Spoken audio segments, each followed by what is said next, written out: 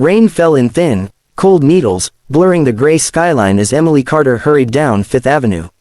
Her coat was soaked, her shoes squelched with every step, and the folder clutched to her chest held everything she had left from her job: her ID badge, a few papers, and a small photo of her 7-year-old son, Noah. She had just been fired. It had happened only 30 minutes earlier. Her manager, Mrs. Reynolds, had said it with a polite smile that never reached her eyes. "I'm sorry, Emily. You know the rules. You abandoned your post during peak hours." Emily had tried to explain, to tell her it was just 5 minutes, that she'd only stepped outside to help an old man cross the street, but Mrs. Reynolds wouldn't listen. Rules were rules, she said. There were no exceptions. Now Emily was out in the rain, jobless and desperate, wondering how she would pay rent by the end of the week. She imagined Noah at home, drawing pictures and waiting for her to come back with dinner, unaware that everything had just collapsed. That morning had started like any other.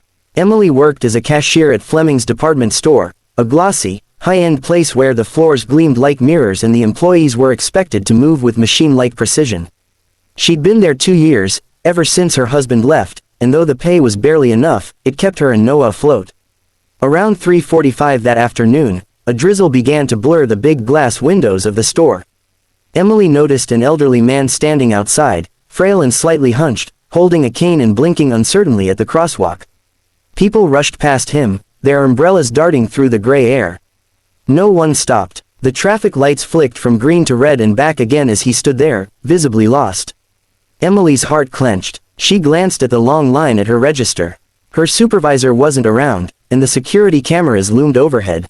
She knew what leaving her station would mean, but when she saw the man take an unsteady step off the curb, instinct took over. She handed the next customer's purchase to another cashier and dashed out into the rain. "Sir, wait," she called. "Let me help you." The man looked startled, then smiled in relief. "Oh, thank you, dear. My eyesight isn't what it used to be." She opened her umbrella, took his arm gently, and guided him across the slick street. Halfway through, the walk signal turned red, and a car honked impatiently. She tightened her grip and hurried them both safely to the other side. The man exhaled shakily and smiled again. "People don't stop to help anymore," he said softly. Emily smiled back. "You just have to meet the right people." "What's your name?" he asked. "Emily," she replied. "Well, Emily, you've got a good heart. I won't forget this." She waved and hurried back inside, soaked to the bone but feeling a warm satisfaction. That feeling lasted exactly 30 seconds. Mrs. Reynolds was waiting at her counter, arms crossed. "You left your post without authorization." "I just stepped out for a moment," Emily stammered. "There was an elderly man." "I don't care if it was the Queen herself," the woman snapped. "You know our policy. We don't leave customers waiting." By 4:10, Emily was fired. That night, she sat at the kitchen table in their small apartment, her head in her hands. Noah was drawing dinosaurs beside her, humming quietly. "Mommy, why are you sad?" he asked. She forced a smile. "Just tired, sweetheart," but the truth sat heavy in her chest. Bills were piled on the counter: rent, electricity, school fees. She had only a few days before everything came crashing down.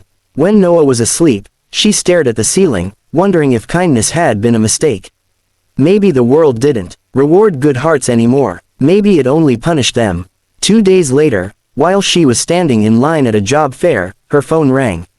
The number was unfamiliar. "Hello," she answered, distracted. "Is this Emily Carter?" The voice on the other end was calm and authoritative, the kind that carried weight.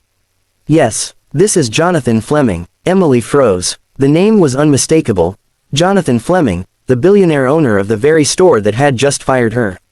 "I'd like you to come to our headquarters tomorrow morning," he said.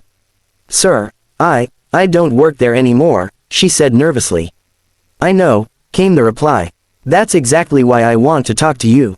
The next morning she arrived at the towering glass building downtown, her stomach tight with nerves. The receptionist smiled politely and led her to the top floor, where the air smelled of polished wood and money. When the elevator doors opened, she stepped into a room with sweeping views of the city.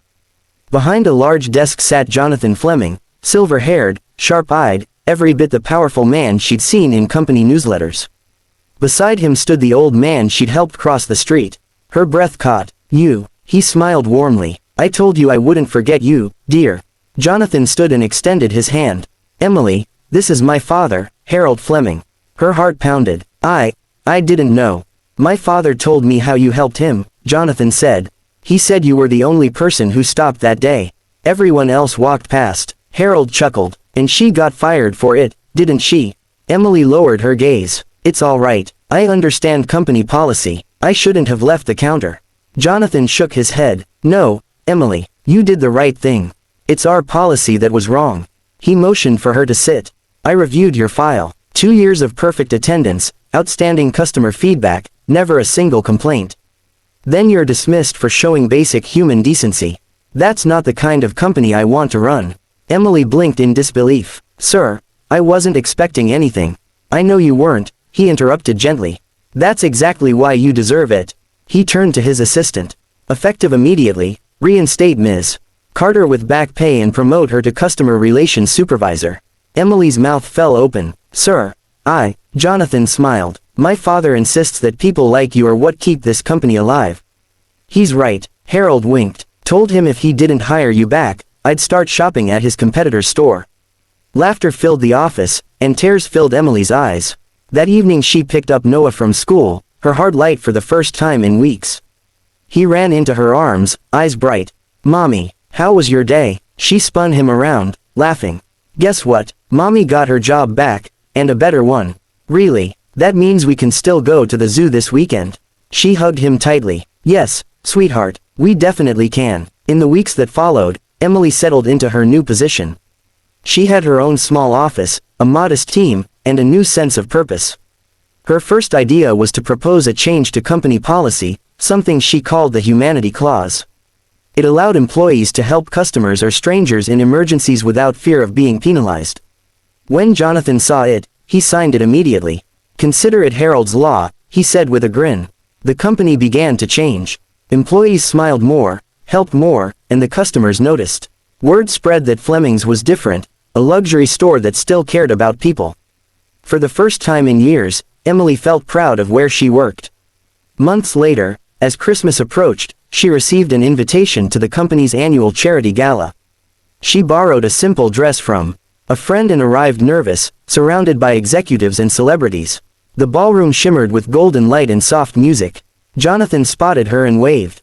Emily, over here. She joined him at a table where an elegant woman smiled kindly. You must be the young lady who helped Harold that day, the woman said. He talks about you all the time. Emily blushed. He's too kind. Jonathan raised his glass. To Emily Carter, proof that one act of kindness can change everything. Applause rippled through the room. Emily looked around and saw Harold watching her from his wheelchair, eyes shining with pride. Her throat tightened. She hadn't just gotten her job back, she had found meaning again. Later that night, as she stood by the window overlooking the city, she thought about how close she'd come to giving up, how a single choice, stepping off that curb to help someone, had changed her whole life. The world, she realized, still had room for kindness. It just needed more people willing to offer it, even when no one was watching.